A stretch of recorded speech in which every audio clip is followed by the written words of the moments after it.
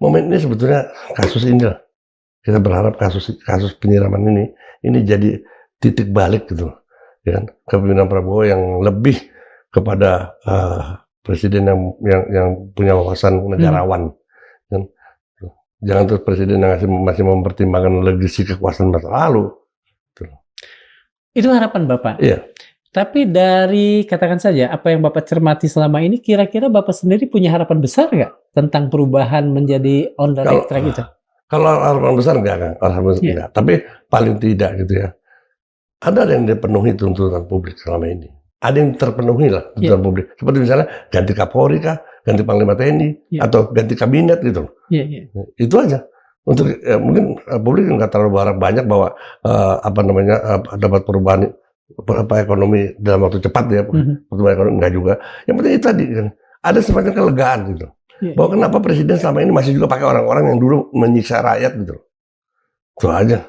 Apakah itu mungkin akan dilakukan ketika persoalan-persoalan lain yang lebih real mulai muncul, minyak misalnya? Ya, saya pikir harus dilakukan. Karena ini misalnya, kalau kita lihat, ya kan, posisi Bahlil sebagai Menteri SDM, layak nggak dia dihadapkan dengan perubahan situasi yang begitu cepat, dan kemudian tuntutan sulitnya kita membeli minyak keluar, itu kan pertanggungjawaban dia. Apakah ada inovasi? Kalau nggak ada, bubar, copot.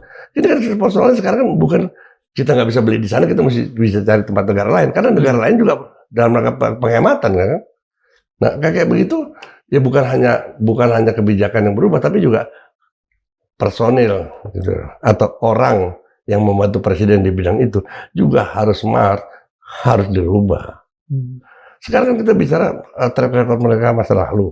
Orang dulu dalam situasi yang aman aja, ya kan, dia tidak mampu meningkatkan harga hidup masyarakat, gitu kan. Apalagi situasi yang kritis tambah parah, kayak seperti itu kan.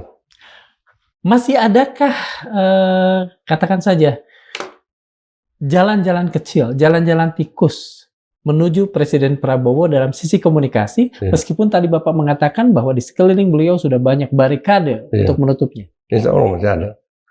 Saya masih melihat adanya para orang-orang atau tokoh-tokoh yang punya kedekatan dengan Presiden masih terus berusaha untuk masuk kepada bukan kepada lingkaran presiden, tapi bisa punya akses langsung kepada presiden. Dan ini sedang diupayakan, dan beberapa juga sudah mulai ada yang terbuka gitu. Yang sebelumnya tidak ada komunikasi yang intens, sekarang sudah